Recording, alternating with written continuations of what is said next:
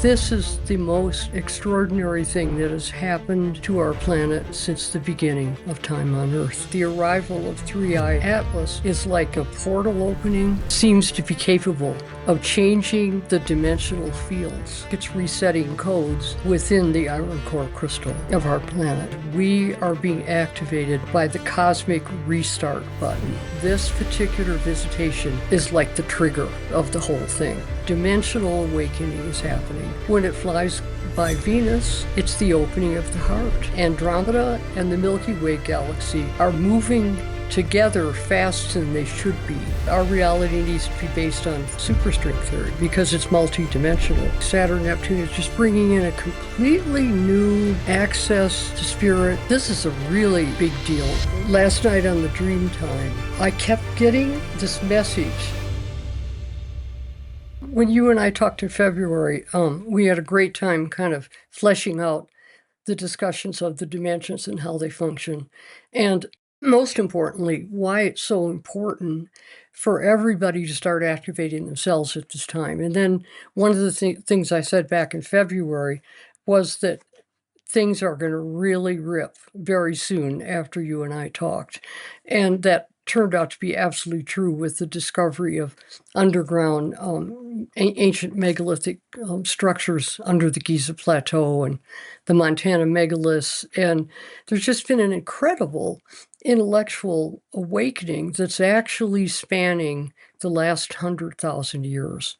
And so I think that the arrival of 3I Atlas is like a door opening, a portal opening, because at this point, we're ready now to go to the next level. And it makes sense to me that a cosmic connection would be part of what would cause that to happen. Because we've all been doing, at least some of us, a lot of us have been doing our best on this planet, but we just haven't had any ability to be in touch with really, really high frequencies. And that's what's happening. And I can tell that's true just simply by the first flyby by Mars, October 3rd. And what happened was as soon as the Mars flyby was in progression and happening, the peace situation in Israel and in Gaza shifted. And definitely we can see that something's going on with this cosmic visitor. And I think it's some kind of really advanced, almost organic level of intelligence. Because as far as I can tell from watching what's going on, you and I discussed in our previous talk, we talked about 9 dimensions and the iron core crystal in the center of the Earth and the tectonic realm. And by the way, also the tectonic realm ripped wide open right after you and I talked. I mean, it had already started a little bit, but boy, all summer, earthquakes, volcanoes were just being challenged to the max. And I really think that it's very related to 3I Atlas. And of course, I've been, as a psychic, I've been tuning in to the intelligence of this visitor and feeling what's going on when it's passing by. I can feel it resetting codes. And I think it's resetting codes within the iron core crystal of our planet, the first dimension.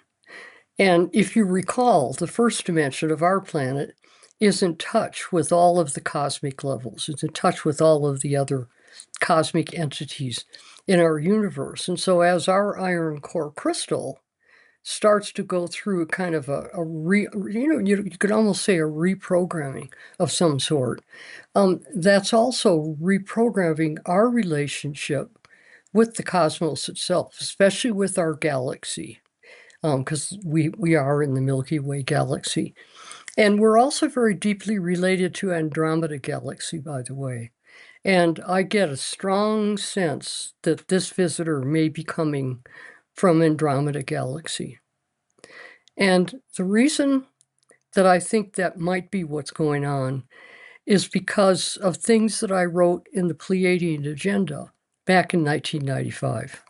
Now, Alchemy of 9 Dimensions is a scientific analysis of the Pleiadian Agenda. But I haven't reread the Pleiadian Agenda until the last few days. Sometimes when I was teaching, I would check a part of it, but I started rereading it, and I was amazed to realize that what's happening is we are being activated by the cosmic restart button. And the cosmic restart button was described by the Pleiadians back in 1995. And they said, this is what's happening. You guys are going into a cosmic restart. And it's starting. And I think that this particular visitation is like the trigger of the whole thing. And what the Pleiadians said was they said that in the Andromeda galaxy, now Andromeda is our twin galaxy, and Andromeda and the Milky Way galaxy are moving together faster than they should be, according to conventional astrophysics. And nobody understands what that means exactly, but that's been going on since I channeled the Pleiadian agenda. So in the Andromeda galaxy, there is a solar system that's very much like our solar system. And there's a planet in the Andromeda galaxy named Ion, I-O-N. And this deal with Ion, the reason Ion is so important and the reason Andromeda is so interested in our galaxy is that Ion did not go through a series of cataclysms the way we have on our planet. Because the big difficulty of the Earth, and especially the last 100,000 years, is that we have this recurring catastrophic cycle every 12 or 13,000 years. And the last one was the fall of Atlantis. And now we are moving into a cataclysmic cycle again, as far as we can tell by all the comets and all the things that are going on in the solar system. But I don't see this in catastrophic terms. I've said my whole career that the big change now is emotional. And even though we're having a lot of earthquakes and a lot of tectonic changes, even possibly crustal shifting, I think the real key to the whole thing is our emotions. And that's where we're having all the difficulty. And so I think that we're just at this amazing moment. I mean, I'm Rita, I really can't believe this is happening. And it's happening so fast. Like it's going to be the closest to Earth on its journey on, I think it's October 31st. There's a new, let's see, there's a new moon coming up. Yeah, on, let's see, okay, we're coming up to new moon now, October 21st. And then on the 31st, of this upcoming new moon, this is when 3i Atlas is also going to be the closest pass to the Earth. And that's where I think it is really going to affect the iron core crystal and the tectonic realm of our planet. What I'm saying is that we have been triggered. A process has started now that's not going to stop. It's going to go all the way to fruition, whatever it is, which I think is the awakening and, evolutionary upgrade that all of us have been talking about. It's really interesting to take your worldview on 3A Atlas being this sort of activating force for what's going on even at the very, very crystalline center of the Earth. Primarily because, studying a little bit of astrology, it was quite remarkable for me to start to learn that actually, everything beyond Saturn, we only really started to visually, like with the invention of the telescope, it only really came into our awareness over the last couple of hundred years. And it's started to there's an interesting curiosity point there, which goes, these other planets would have definitely been influencing us at that point, but then when we become more aware of them, also it indicates that, we're now ready for a different type of awareness to allow, like, our awareness to expand, to ground that awareness in of these new planets as our awareness expands. And so then, we've gone further and further and further, and we've landed with Pluto, and some people say Pluto's not a planet, but obviously most astrologers say it is. Like, how could you not? And I bet Pluto loves the fact that people don't understand whether it is or isn't a planet. Very Pluto. Um, but the key thing in there is when you okay, so there's planets coming into our realization, and that's also like reflecting to us of what our realization, our awareness is. it's pretty interesting in this conversation when you're talking about a body like Three Eye Atlas then coming into the frame. It's I mean, I'm curious, you said it came from Andromeda, but also, like, it's really interesting just feeling like what that does for our psyches as you're pointing out in this conversation. I mean, yeah, it's doing something to the center of the Earth is what you're picking up, and you're really excited by it. It is activating something. I just wanted to sort of, yeah, just remark upon psychologically, what do you think's going on? Because you mentioned it's actually quite an emotional shift that we're going through, but for individuals psychologically, what might they be feeling at this time? Well, since it's becoming increasingly impossible to believe that we are the only intelligences in the universe, and that we're at our most brilliant point of our development at this point. And the arrival of Three Eye Atlas is just piercing that whole belief system. And it's really funny to watch the scientists at NASA and scientists at the various space agencies, because they're just going completely mad, because nothing about this makes any sense to them at all, because it's some kind of very ancient and superior and advanced organic technology.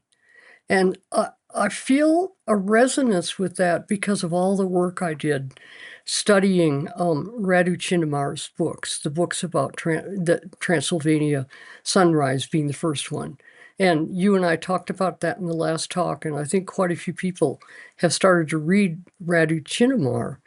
And what the reason it's worth studying what he has to say is because he really understands this ancient technology under the Buseji Mountains, where there are underground caverns and where there are tunnels from Romania to Tibet and to Egypt, and deep into the inner earth. There's this incredible technological creation under the Buseji Mountains in Romania that Radu Chinnamar has been able to activate and work with.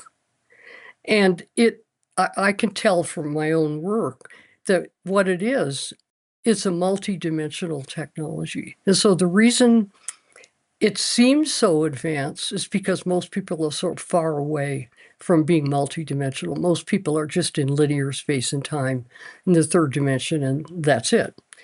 But in order to be that advanced, it has to be, in some way organic and alive, and it has to have emotions and feelings. And it seems to be just coming in and just resonating with us as it passes through. It's astonishing. It's got quite an interesting arc as it's moving through our Milky Way, because it actually comes closer to a lot of the other planets, but I don't want to say avoids Earth in some ways, but it doesn't really come like. I mean, the I think there was one eye, two eye, like those objects actually came much closer to Earth in some ways than Three Eye Atlas is. Have you tuned into why that potentially might be the case? The sort of arc that it's taking through our Milky Way, and why it's not like it's almost yeah, when it comes closest to Earth, actually, it's blocked by a couple of things, like it's almost hiding on the other side of the sun in some ways. Have you looked at some of that trajectory and any thoughts on that? Well, the interesting thing about the trajectory is it's basically on the ecliptic plane of our planet. And things don't usually go through there. Comets will come in above and below and all this kind of stuff, but it's basically right on the ecliptic plane. And because of that, it's coming as close as possible. It's going very fast. That's the other thing about it. Thank the goddess.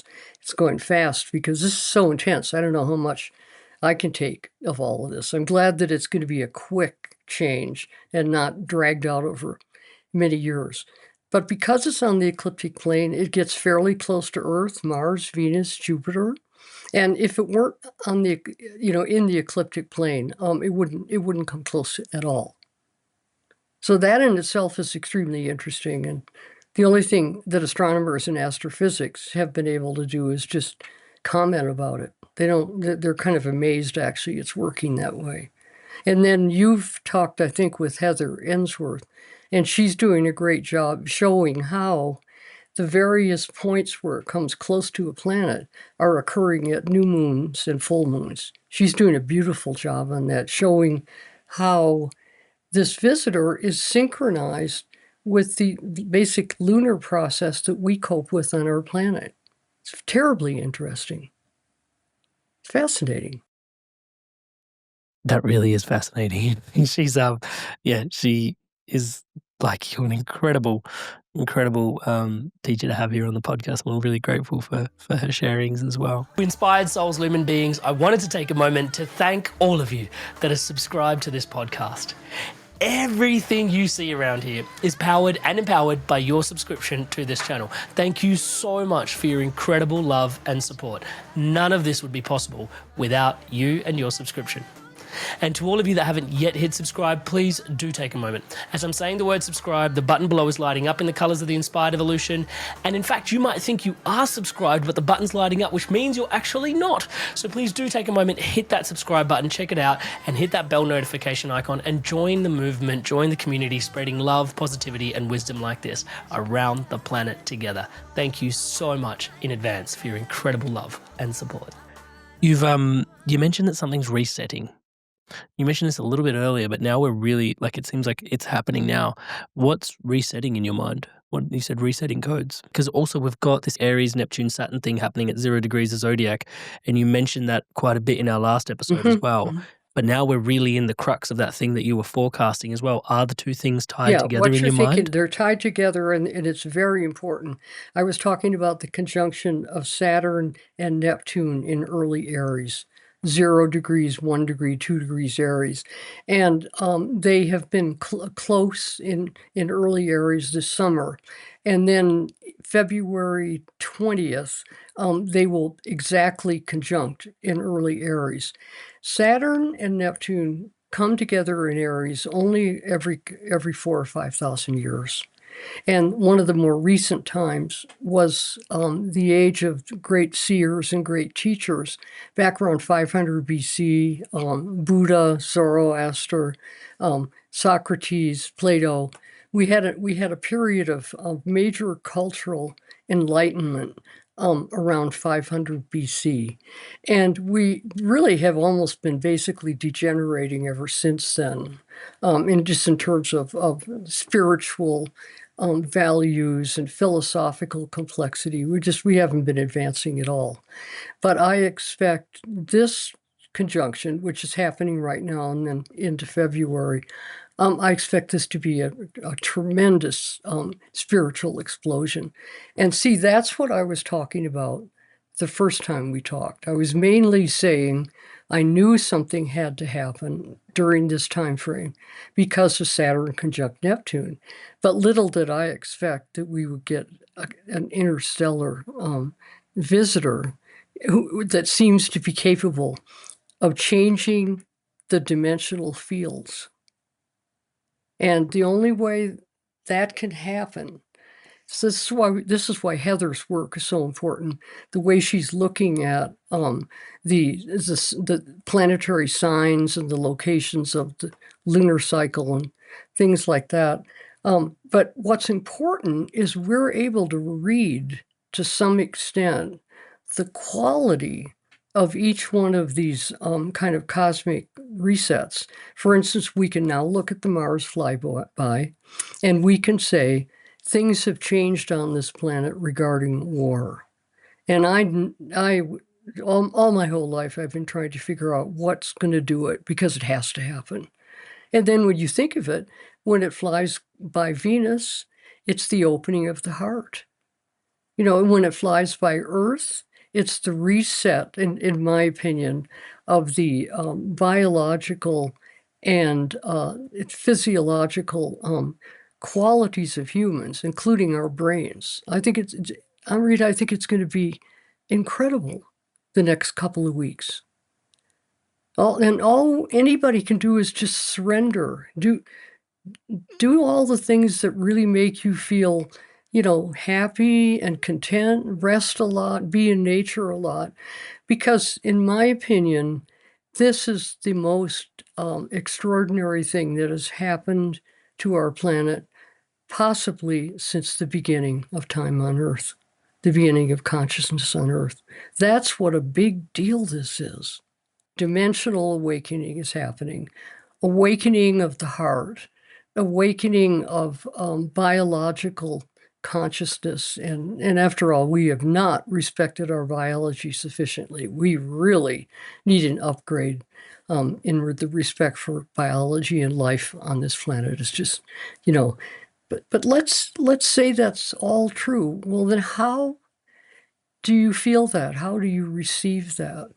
And that's where understanding the attraction of Venus, the beautiful goddess-like quality and consciousness of the planet Venus, respecting and honoring the amazing powers that we have on the planet Earth that we're so desecrating. I'm just astounded by the lack of respect for life at this time. And so as it is occurring, each one of us needs to change ourselves from within as the change occurs. And there's going to be a lot of people, by the way, don't have any idea anything's going on because this is being kept out of the major media. So there's lots and lots of people who will wake up one morning, a month or two or three from now, and realize that everything's changed, but they can't figure out how it happened. And I'm interested in understanding how this is happening because we're living in the time of an incredible miracle. That's what this is. I wanted to ask you about the emotional landscape that it's impacting on us on, but you've just mentioned mainstream media. There's some interesting things happening where, like with this three-eye atlas moving through our cosmos, there are actual like aerospace bodies which have communicated that they've stopped studying this interstellar, like NASA being one of them, saying, "Hey, we've stopped studying it." And there are two schools of thoughts on this. I mean, I'd love to get your thoughts on, have they actually stopped studying that? Is that just a comms piece? Like, what is actually going on there in your? And I know that's Well, Anyway, but it's they're just a just going curiosity absolutely point in my crazy, head. and I'm laughing so hard. I just have never seen anything as funny as seeing all of the scientific materialistic principles in astrophysics and astronomy just being decimated by this moment in time. Everything is going to have to be, recreated. Like I've said to you before, that our reality needs to be based on string theory, superstring theory, because it's multidimensional. Well, the physicists just basically ignore it. And it's the basis, they're ignoring the basis of our reality. Well, this visitation is going to make that sort of behavior impossible.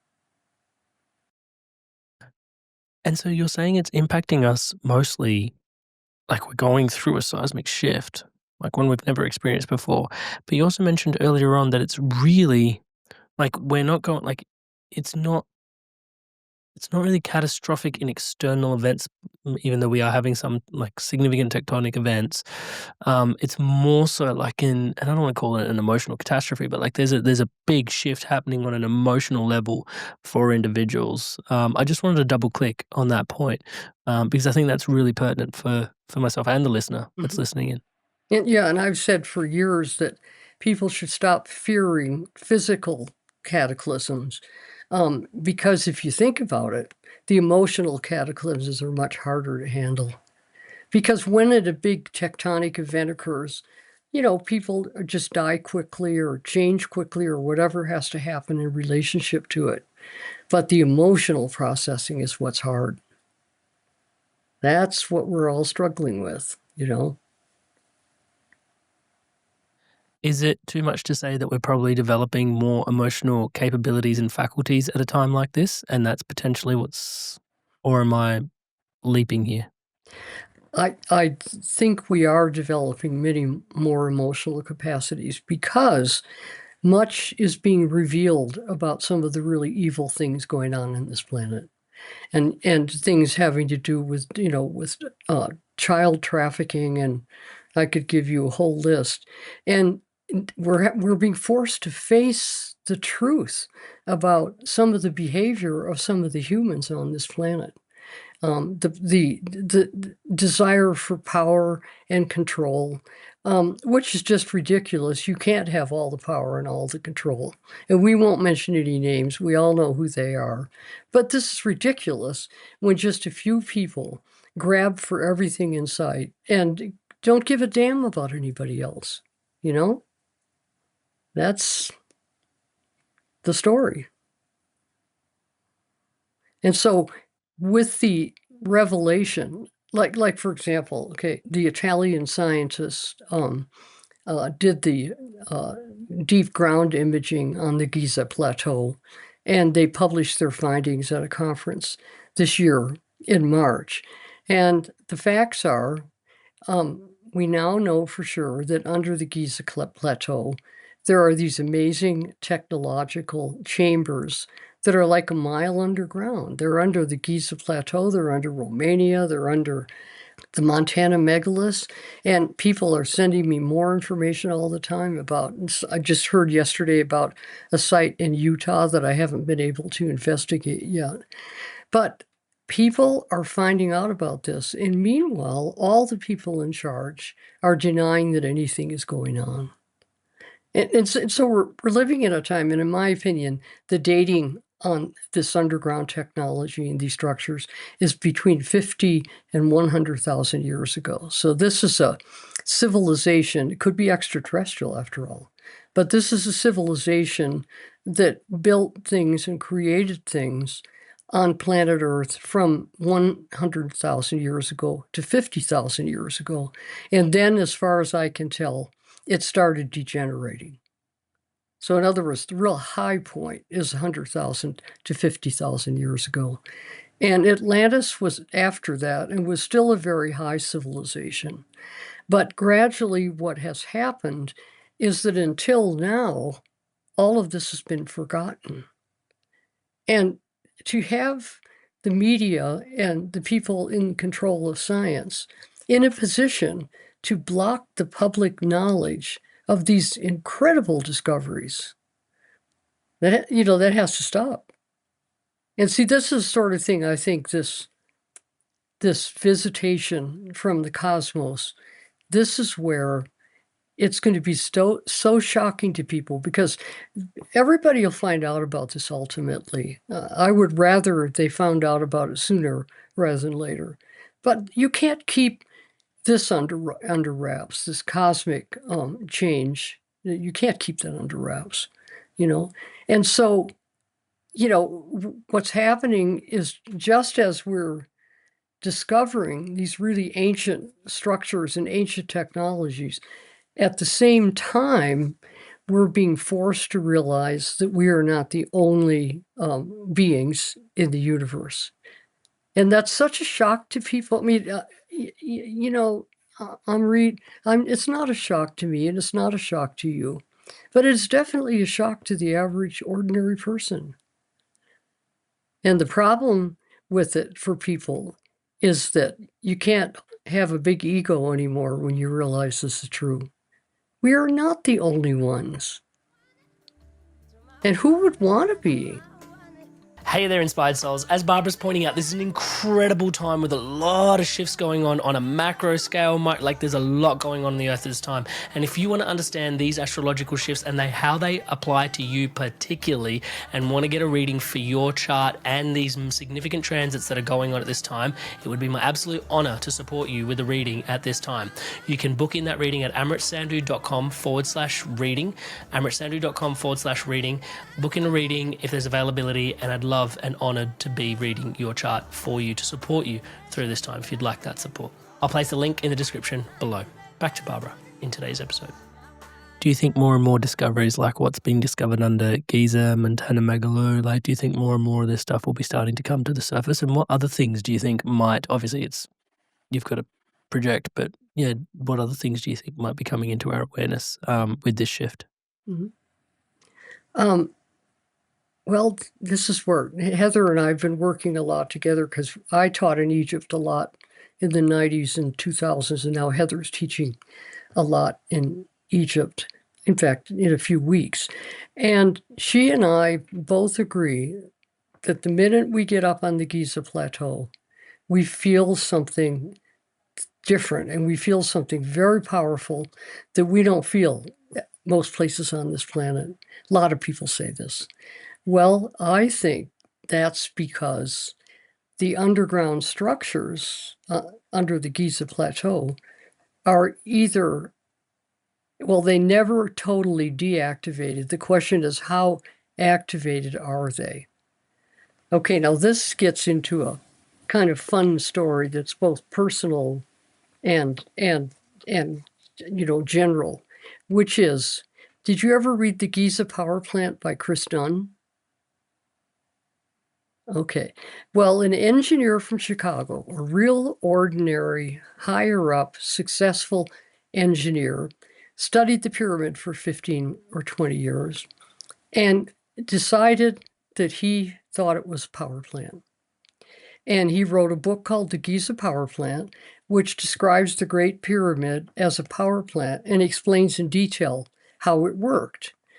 Well, Chris Dunn submitted that book to Bear and Company when I was doing acquisitions back in the late, this would have been about 1988, 1989, something like that.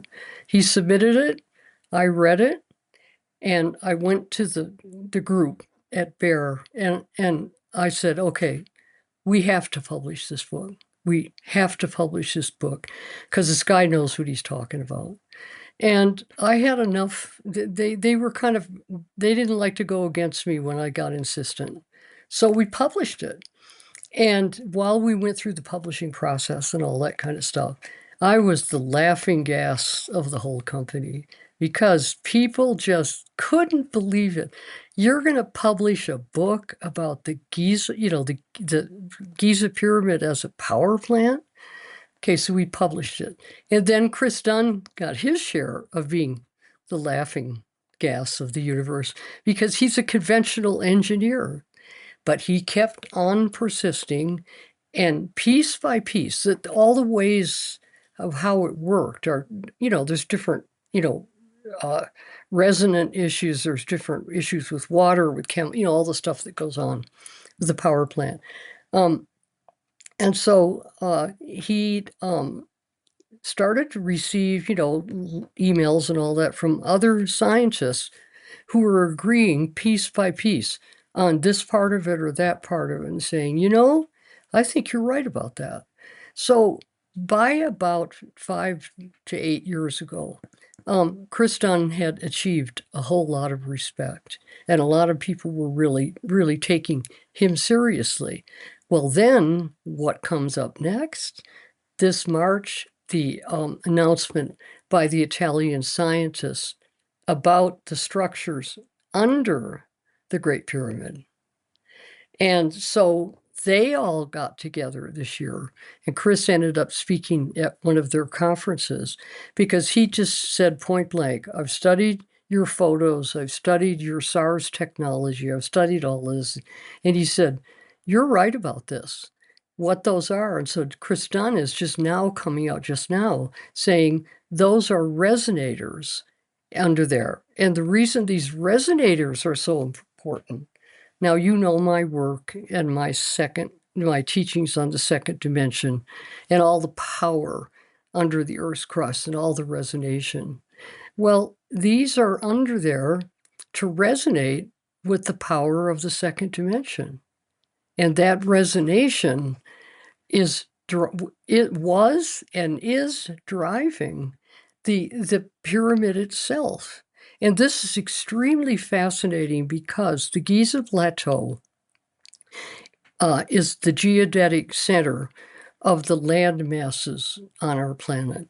And the reason that the pyramid was built and with the resonators underneath was not only to create power, like Chris Dunn just says point blank, with those resonators under that, they were able to create thousands of years of power usage. Now, who wouldn't like to own one of those? But the other issue with the second dimension and with the Giza Plateau is that if the resonation gets out of control and if things aren't harmonic, that has to be totally harmonic you could blow the planet. So the whole structure, the pyramid itself, and the resonators underneath are a stabilizer, an energy stabilizer, a resonation stabilizer, as well as creating the energy to make power. Now, isn't that incredible? I mean, and people need to know about these things. It's awesome, you know? It's also really cool, like to your point earlier, that these are like this conversation's being had and it's becoming brought into people's awareness. Couple of questions about us diving in below the pyramids there. These are stabilizing the second dimension, is what you said, and it's interesting. That implies that potentially, and maybe I'm leaping here again, so please correct me wherever I'm wrong, that we would have had an awareness of the dimensions and were able to work with technologies across the dimensions. Have I inferred that correctly? Because that also implies a loss in a certain amount of technological advancement slash awareness. Well, see, this is why I'm constantly championing Radu Cinema, the Romanian scientist, and because he describes that technology which he was able to activate and work with, he describes it in dimensional terms. And this is a really big deal, Omri, because we're at a point now where people who want the power and control want to go for AI, artificial intelligence, and they want to control everybody and everything by means of artificial intelligence. And the way that they're attempting to do that is to use only the first four dimensions in their technology. So artificial intelligence only activates and energizes with the first four dimensions, the iron core crystal, the tectonic powers, and the third dimension, linear space and time, and then the fourth dimension, which is the whole process of emotional duality and polarization, the whole issue of the dark and the light. And so if they can keep this technology, first of all, if they can get this technology to take over, which is what they're trying to do, and if they could keep it at the first four dimensions, then we're lost in terms of our freedom and multidimensional consciousness. But Radu Chinamar figured that out while he was working with the technology under the Giza Plateau. And he wrote 7 books, so it's a real commitment to really study this. But in the latter books that he wrote, where he talked about working with the time machines and working with the advanced technology, he talked a lot with his computer. He had a great computer assistant, and his computer assistant discovered that the potential in the technology that existed underground would not activate on a whole lot of levels unless the 5th, 6th, 7th, 8th, and 9th dimension were built into the computer programming. So this incredible computer programmer and Radu Chinamar describes in a really engaging way the different things the guy had to do to activate the technology. But the point is to keep it as simple as possible. That ancient technology wouldn't really operate very much without those higher dimensions being activated. And that's where in the Alchemy of Nine Dimensions, I went after the Blue Brain Project. You remember that in the introduction? The Blue Brain Project, with a bunch of scientists working in Switzerland. And some of the information about what they were doing leaked out in 2015. And fortunately, one of my finders grabbed it and got it to me so that I have the information on it, because otherwise I would have missed it. But then what happened is okay, what am I talking about? These scientists found ways to activate human brains and create the geometry of each one of the dimensions. So there's 9-dimensional fields operating in our brains. And that's what that's about. And but guess what happened? It immediately went underground because the AI developers were attempting to find a way to control everything by using only the first 4 dimensions. They cut out the higher dimensions. And the higher dimensions are the dimensions of love and sacred geometry and the music of the spheres and the music of the divine mind, Brahma. Those higher dimensions are what we need in order to be able to actually use technologies like that. And so I strongly suspect the 3-Eye Atlas is resetting the codes on this one, opening the access to these higher dimensions. And that's the struggle that we're in the middle of right now. And like, you're a young father and I'm a grandmother. And I really, at this point, what do we care about? We care about the children. And we can't allow AI technology to just totally take over the world. Can't do it.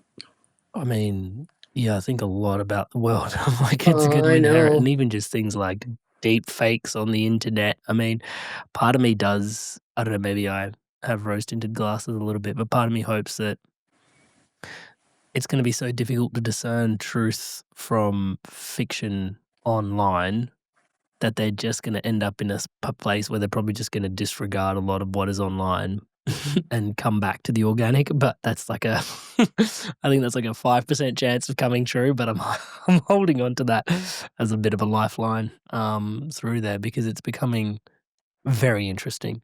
Just navigating the online terrain with more and more of this artificial intelligence coming through, and fascinating what you're saying about dimensions and being occupied in mind and the different technologies that can actually like come through to support that. I got a quick little question that you mentioned before. You said geodetic center. Can you describe what what the geodetic center is actually, please? Because that's news. Yeah, that's true. If you go back about 500 million years, what you have is the Earth as a gigantic water planet. And then on one side of it, you have all of the land that is now all of the continents and everything are all fused together. And that was called Pangaea. So that original continent, Pangaea, then the planet has been expanding and Pangaea has been spreading. And so at this point now, you have the 7 or 8 or 9 continents, Australia, whatever it is.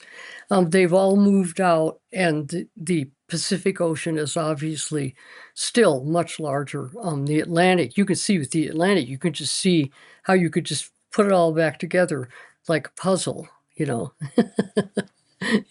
So the pyramid was somebody, whoever built the Great Pyramid, located it in the geodetic center, as if all of those land masses out there, each one has a certain area, a certain weight, a certain depth, and all that. You needed to have a locator that's right in the center of all of that changing land, because it keeps moving. Right now, we seem to be in the middle of a phase of crustal shifting, which is fascinating to watch how that works from continent to continent, ring of fire, etc. Because it would appear the planet is expanding again. That's by the way, that's my belief. I don't have anybody who's advocating that. Well, a few, but I think the planet is definitely expanding. And it's expanding to handle our growth. It's just kind of hard if you live on a beach house in Malibu or wherever, it's not easy. When you mean it's expanding, what do you mean by that specifically? It's getting bigger. In other words, Wow. yeah, and I really believe that. And I'm hearing other people starting to talk about that because that's what it looks like. That's what's going on. Hey there, Inspired Souls. Spirituality is not something we just talk about here at the Inspired Evolution. It's something we live and breathe with our entire beings. Whether it's in your career, your life, the way you lead in the world, or your relationships, it's at the heart of the way we believe life should be lived. And so if you're feeling out of alignment, or you can feel that there's something more, or you're feeling like you're not thriving in life, touch wood, the way that you ought to be, then we've got guidance to take you even deeper. You've got support from me one-on-one, and you've also got a like-minded, like-hearted community masterminding, master-hearting together through guidance together. And you don't have to take my word for it. This is how people all over the world have transformed through guidance. Everything just kind of fell into place, and now I'm on a path that I actually believe in and I'm excited about, because I feel like I'm becoming my best self. Over those 2 years, I have done so much. I can't believe where I am now. I'm thrilled where I am now. Not only was he a coach, but he became a divine presence in my life. You can show up to Amrit with all sorts of chaos in your life, and you leave feeling completely centered with some direction that is going to get you results. It's just magic. When you're in coaching with Amrit, you just flow with it all. I feel that I have access and connection to somebody who is deeply entrenched in my development. If you're thinking about it, just do it. You won't regret it. So what are you waiting for? If you feel the call, then join me on a call. amritsandhu.com/call. Link on screen now, and also at the top of the description in the show notes below. Join me in a call. Let's dive in deep to your path, onwards, upwards, and inwards from here. I'm looking forward to seeing you in a call. Go on, I'll see you there. There's so many questions I've got as we're mentioning, like you said, that being a geodetic center. I've got questions about, it brings, like in this conversation, it brings into so many places, like Stonehenge comes into mind, Machu Picchu comes into mind, Lake Titicaca comes into mind, Uluru here in Australia comes into mind, and what they each like individually must be representing, and what sort of energetics they're actually holding across the different dimensions. These ancient mystical sites, and like something like Uluru, like it's just, I don't want, I can't even that, right? The fact that you can't say it's just a rock in the middle of nowhere, because it's not just, like it's so fascinating and interesting to tune in and just consider that this is why we feel the energetics of these spaces is potentially because they're operating across multiple dimensions. And also, we should be taking it all a lot more seriously, because the whole planet was developed by means of sacred sites and megalithic stone circles and dolmens, and our whole planet was obviously, engineered by using the power of stone and the location of stone and all that to keep it stable. And that's one of the things that I'm a little bit concerned about right now. But at the same time, most of those sacred sites, the really important ones, are still there. It's really interesting if you go around the earth. Another really powerful one for me is Teotihuacan in Mexico. For me, it's almost as powerful as the Giza Plateau. And so those places are there to stabilize the planet, because the planet is, the tectonic realm is moving all the time. And they had some kind of technology for creating stability with crustal movement and movement in the mantle. Why do you have concerns on stability at this time? I think if I end up standing on the San Andreas Fault at the wrong time, everybody wants stability. And I think, I think of the ground. Don't you agree? Who wants to? Of course. Who wants to? And so I think we have been ignoring a science, an earth science, for about 10,000 years. That we may have to rebuild a lot of it. It's possible that we will. And I also see signs that some of the scientists, like especially NASA, have been building all kinds of arcane projects in order to work with the stability of the planet, or to enable them to find ways to be able to get off the Earth and go to Mars. Things like that. Yeah, it is. I mean, so much has happened between since you were last here in February and sharing this conversation with us, and somehow it's only been 6 months, and yet, to your point, this is a really interesting time capsule type episode because it gives us like a milestone, like it gives us the opportunity to reflect on how far we've come in 6 months, because in one regard, the time has flown. Like, I can't believe it's already October 2025. Like, in my mind, maybe we're in March, maybe we're in April, like maybe, and this whole year's felt like that. Yeah. Like, we stepped into February and it was still like, did we already have January? Like, what happened? Time seems to be in this really interesting It's like very dynamic hard. at the And moment where yeah, the planetary transits, of course, show a lot of that, and astrologers talk about that a lot. But I also think that something like 3-eye Atlas is really distorting our sense of time. can you explain more about that? Yeah, because of the level of change that it's creating. What does it do to us if it flies by Mars and creates a kind of reset in the codes of Mars, and then things change, which they seem to be? Right now, I know a lot of people don't think that the Gaza peace plan is going to hold together, but my opinion is this has gone so far, and there's been so much suffering in the Middle East and in the Ukraine that it's just going to have to change. And so if somebody does something stupid right now and tries to wreck the peace plan, they might find out that they have 100,000 people chasing them off the edge of a cliff. They'll be so mad. We want peace for the people that are suffering. It's interesting talking about peace because we're kind of moving through this Piscean age into this Aquarian age. And you'd assume, and this is just my assumption, that Pisces kind of being the last sign of the zodiac, you'd start with something as fiery as Aries and you'd work your way around and you'd end up, and I know the precession of the equinox goes the opposite way, but you'd assume that coming into a Piscean space would be one of most peace. I know I'm projecting on Pisces here. Do you know what I mean? But you'd assume that all that Pisces energy would be a time of incredible peace. But we're moving into Aquarius, and it seems like we're moving closer to peace. Your thoughts on isn't that interesting? Oh, I think it feels like it's speeding up under Aquarius. Of course it does. Absolutely. It's just about one of the speediest signs in the zodiac, or zones, we could say. So we're going to continue. So we're going to continue to feel like this very much until as we continue into this space. Yeah, very much until Pluto gets all the way through Aquarius. Pluto went into Aquarius like last year, and it's going to be in Aquarius until I think 2040.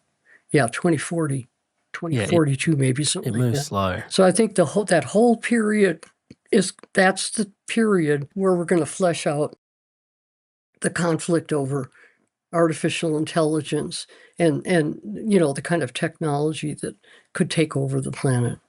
Because Aquarius has a tendency to be very techy. It brings forth strong techie tendencies. And anything so Pluto has a significant impact as it moves through any sign. Did you want to maybe speak a little bit further to Pluto and what it embodies for people to understand this Pluto-Aquarius transit? Well, I'm an Aquarian. So is my husband. And it's hard for us to stop. Aquarian tendencies to just go. And we have to, at this point, we've got to, slow down and balance things to some extent. So Pluto, which digs into the deepest psychological levels and the deepest levels of the underground, Pluto will flesh out these issues in IA. But I can't give you a sense of which years and stuff like that without taking some notes. But it'll flesh it out. We're either going to be a highly technological civilization if we're able to even, how are you going to keep a civilization going by taking all the power and putting it into data centers that suck on more energy and more water? I mean, this is the craziest thing I've seen in my life. Those pictures of those data centers, and the people at the top are fighting for control as usual. There's more and more of them actually coming online. It's You know yeah, what could it's blow very that, though? interesting. You know what could blow that, Henri? Huh? The Venus flyby No. coming, on, let's see, I think these are both are in the next 2 weeks. I think we may see a major shift in the whole AI question, because I think that resetting those codes in Venus, the power of the feminine, could really have an effect. And I got to be watching for that. And I'm sorry for not giving the exact right dates. I've got dates written down. Okay, Venus flyby. All right, that's November 3rd to the 5th, basically. So it's like, a couple of weeks from now. But the reason I haven't been handing out the dates is it looks like 3i Atlas resets itself a lot. And once it comes out from behind being blocked by the visibility of the sun, we may be getting new trajectories. We just don't know yet. Can I ask you to help me step into the future a little bit with you here? Because, yeah, it was quite a telling time last we spoke. You said, hey, we sort of, again, that conjunction at the beginning of the 0 degrees of the zodiac, Aries, you said, once in every 4,000 or 5,000 years that, something like this happens. Peaks goes direct, like it becomes like, the conjunction occurs in February 2026. Once again, what do you think now that with all the extra data that we've got being 6 months further in and it actually just being like we're almost looking over the horizon at this point to February 2026, what do you think's happening at that point? And then, yeah, anything that you can sort of see coming forward for 2026? Because I think we're quickly approaching the new year, and yeah, anything that you've got in your awareness for the year ahead? And I do think that Saturn and Neptune are not comfortable together, but it's a very potent combination, because what it does is, I know that you're a meditator and you know that I am. And when you really get into those higher frequencies, spiritual frequency levels, it's just such an incredible resonation and power in our brains and in our bodies and all that. And what Saturn does is Saturn helps people nail that down. And that's Saturn conjunct Neptune. And so I think Saturn-Neptune is just bringing in a completely new access to spirit and meaning in spirit. And I think it's going to be very strong next year, very, very strong, with that conjunction in February. I think there's going to be no stopping it. And last night on the Dream Time, I kept getting this message, and I won't give any names of the big boys on the air, but they're getting outclassed by their behavior. And it's really interesting on this planet when somebody just finally just gets outclassed. Nobody wants them anymore. Nobody. And that's happening, But we won't say who. Yeah. It's interesting because back to what you were saying before about stability, it seems like there's a lot of uncertainty and a lot of shift happening under our feet at a time like this. Any take-home prescriptions for how to navigate the time ahead practically? How do we support ourselves? Yeah, that's where then I'm already seeing this happen. First things is that people have to help each other. And I'm finding in my family and in my life and all that the call to be available to help people is becoming critically important. And then we also all have to slow down at this point. We've got to slow down, because while they're trying to speed us up, we need to slow down. And so you've got to be really careful about certainly watching television, but even YouTubes and even things on social media and stuff like that. You got to really monitor that.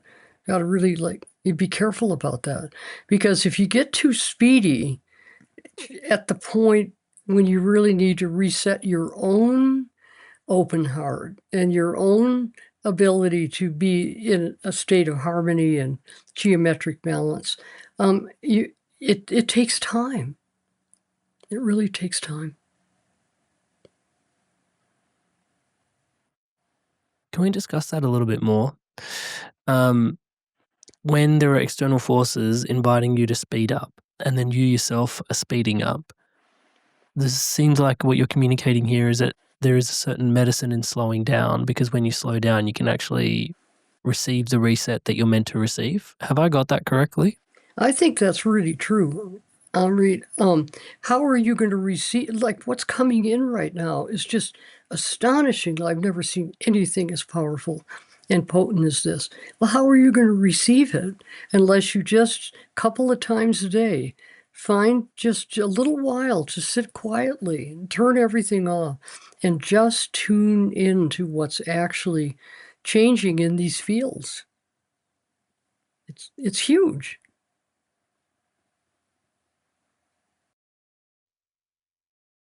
Yeah, I mean, it's such an incredible time to be to be present, to be aware, to be opening up. Even just in the last little while, watching, to your point, with the shifts and the transitions that are coming through, and this external, I mean, 3-eye atlas coming through the ego, like just even watching how much astrology people are talking about, and they're just becoming more and more astrologically aware. And I know I'm in a certain echo chamber here at the Inspired Evolution, so I need to be mindful of projecting that.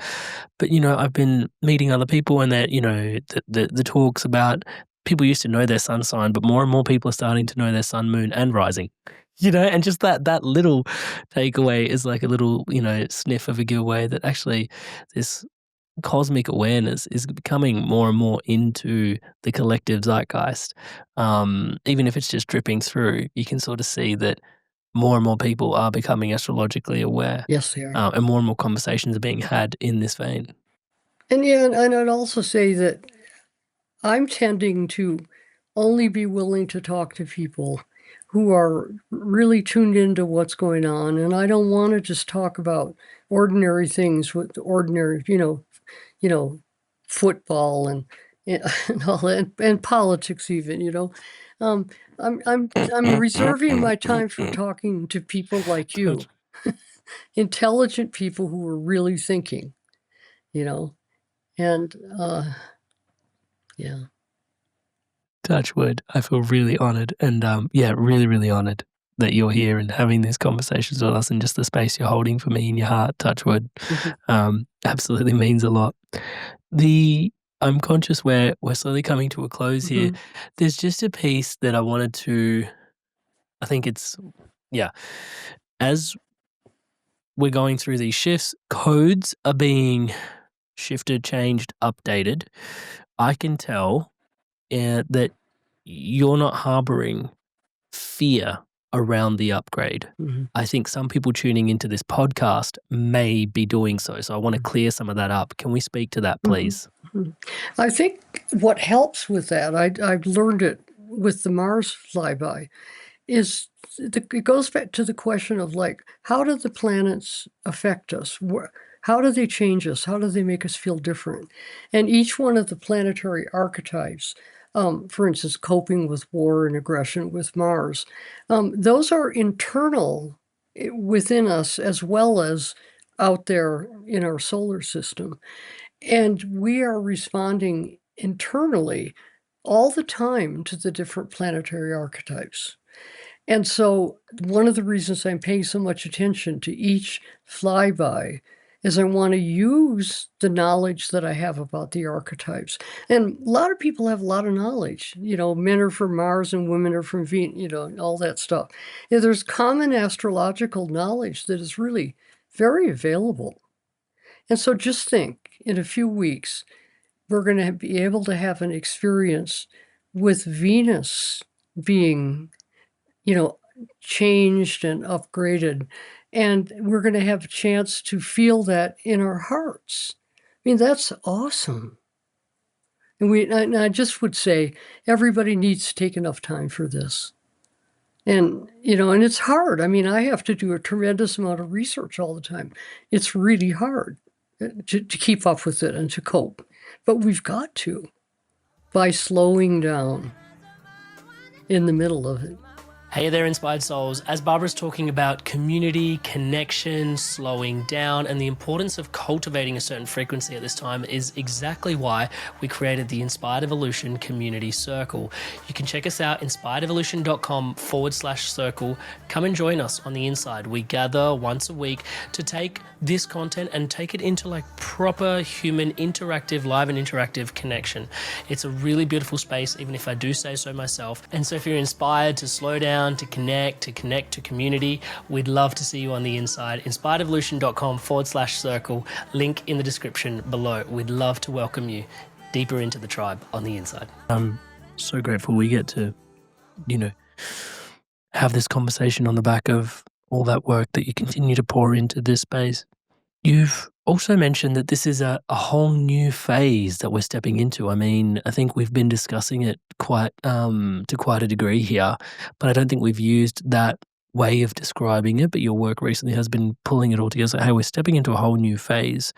Anything else to add in regards to just that way that you're framing this movement that we're going through at this time? Well, that's why we're lucky right now that we've got some teachers who are really talking about the kind of stuff that we're talking about today, because this is happening day by day.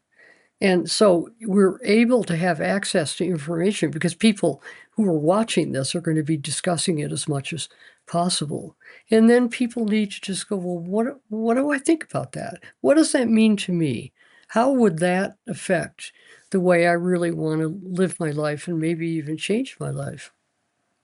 And also reading last thing I want to say is reading is very contemplative. And there are a lot of really incredible books out now about what's happening here. And because a book gives you the chance, speaking of just slowing down and stopping, it gives you the chance to just be with that book. Even a novel can be wonderful in that sense. And just cut out of all of the rest of it.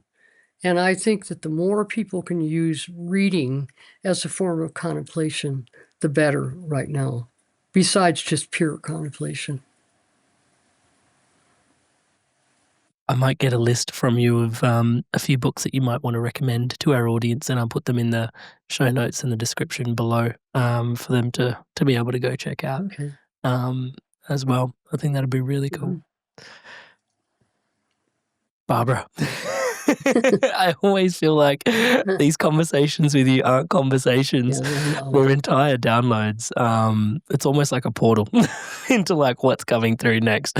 Touchwood, I'm sure you get that a lot. To express my gratitude for this moment in time and this podcast is obviously apropos but inadequate, it feels. So yes, once again, thank you so much for gracing our shores and sharing yourself so abundantly here with us today with your incredible awareness. And also, as always, deeper than that, thank you so much for you. We're so grateful for you, as the audience leaves in the comments every single time. There's just so much love and reverence for your work, your awareness, and what you're sharing with us. So thank you so much for doing this again. Really excited for what's coming up next. And thank you for having me. I'm really, really deeply grateful. Things are going to change so fast now that we'll have a sense of just, I think it's going to be a very deeply contemplative and spiritual winter, by the way, with the winter solstice. I think it's going to be a really special time. But there's going to be so much stuff happening that we'll have to get together, talk about it. Inspired soul living beings, you made it through to the end of another incredible episode. It is such an honor to be your brother walking this incredible path, touchwood, by your side. Thank you so much for your incredible love and support. You've obviously enjoyed this video, so please do give it a thumbs up and a like. It votes for content like this online. And if you're loving this episode and you feel like these astrological shifts, awareness around some of these things could be beneficial for your friends, family, and loved ones, please do share it around. It really helps. Now, one thing I want to say is to all of you that are subscribed to this podcast, thank you so much. Seriously, everything you see around here is powered and empowered by your subscription to this channel.